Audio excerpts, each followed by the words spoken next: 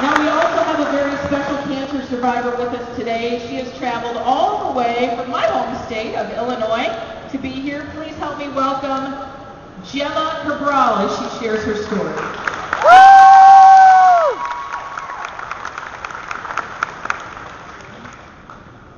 Good evening. Before I tell you my story, I want to actually ask for a little bit audience participation. Out of everyone here, can you please raise your hand if you have a birthday? That should be everybody in this room. If you have a birthday, raise your hand. All right.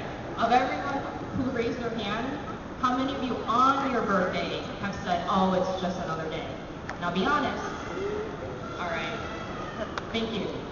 My name is Jemma Cabral, as Amy said, and I'm a two-time cancer survivor of Hodgkin's lymphoma. After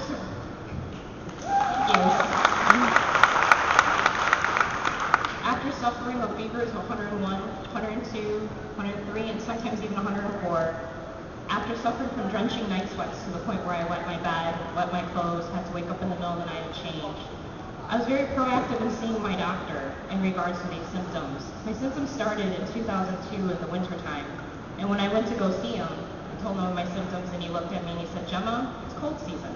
Take these and you'll be okay. So a few months passed, and the symptoms kept coming back on and off.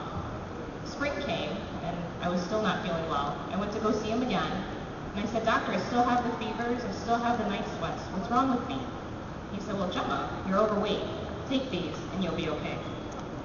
Well, when summer came, and I was still suffering from these fevers and these night sweats on and off, and I already missed 17 days of work, and I was forced to go to work with a thermometer in my hand to show and prove that I was really working with the fever. I went to see my doctor a third time, and I said to him, Doctor, I still have these symptoms. What's wrong with me? He said, well, Jemma, you're stressed out. Take these. You'll be okay. Well, after going on like that for quite some time, and one day when I was at my office and I was leaving on a half day because I was having another fever, I called my mom, who's a nurse, and I told her, I said, Mom, I'm going home again. I don't feel good. She said, stop by my office, see my doctor. I said, okay. Luckily, the clinic was just down the street. I went to go see her that afternoon, and I went to see the doctor she worked for, and I told him, I said, I have a fever, all the way up to 104 at times. I have these night sweats, and now I've lost 20 pounds in less than 2 months. Although I was over 230 pounds, it sounded great, I still didn't feel good. He said, okay, and then he started to feel my neck. One thing that my own doctor never did. I asked him, I said, what are you doing? He said, I'm feeling for lymph nodes. I was like, okay. So after him feeling my neck, and based on what I told him, he said, Jemma, you have textbook lymphoma. I said, well, what is that? I was 23 years old at the time, and I had no idea what that word meant.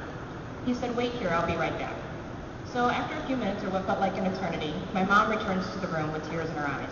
I think to myself, oh God, I'm dying. What's going on? I asked my mom, I said, Mom, what is going on? What's lymphoma? She looks to me and she says 3 words no mother should say to any child. She looks at me and says, you have cancer. From there, I was immediately admitted to the hospital, and the next morning I had a lymph node biopsy. And the day after that, I was released from the hospital and was told on July 24th, 2002, my father's birthday, I had stage 3 Hodgkin's lymphoma. From there, I underwent chemotherapy for 6 months, and quite quickly, quite rapidly, I was very fortunate my cancer went into remission. 4 short months later, after returning to work, I was scratching my neck. I felt a lump. Called my mom, who told me to call my doctor, and sure enough, right away that same week, I was brought to the hospital for another lymph node biopsy. On Mother's Day weekend, I was diagnosed with a relapse and reoccurrence of Hodgkin's lymphoma. From there, I prepared for a stem cell transplant, and where I was able to be my own donor and recipient of my own stem cells, because luckily, even though I was a stage 3, my cancer never hit my bone marrow. My doctor told me the unfortunate news, though, that my chemotherapy treatment would start on June 21st, which was my 23rd birthday. So instead of birthday cake, I had chemo. From there, I was released to go back home and start preparation for the stem cell transplant, and I was brought into the hospital in August. And on August 18th, I had my stem cell transplant, which is also my oncologist's birthday. So every year when I see him for my annual visit, I remind him on his birthday he became my hero. 18 short days later, I was released from the hospital, and I was released on August 31st, which is the day before my son's birthday, which was September 1st. Ironically, the doctor that delivered him, it was her birthday. I made her miss dinner. So anyways, I have been a cancer survivor now for 7 years.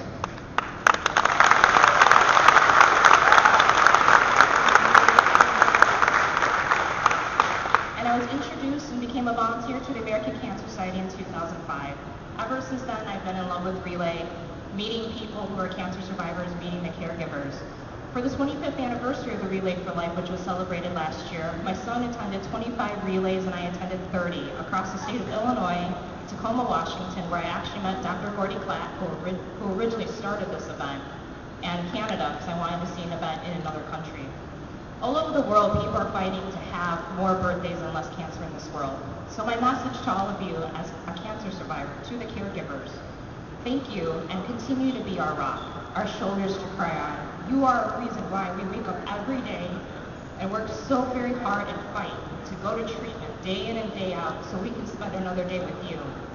To all my fellow cancer survivors, for those of you who have already won the fight or continuing to fight, never give up, never lose hope. As Amy mentioned, Relay for Life is in over 20 different countries and all 50 states. And I promise you, there will be some day where they receive less cancer and more birthdays. So to the Relay for Life of Oregon, Ohio, thank you for having me. Congratulations on your 10 years, and let's celebrate more birthdays.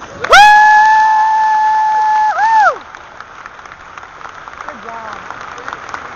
She does a good job.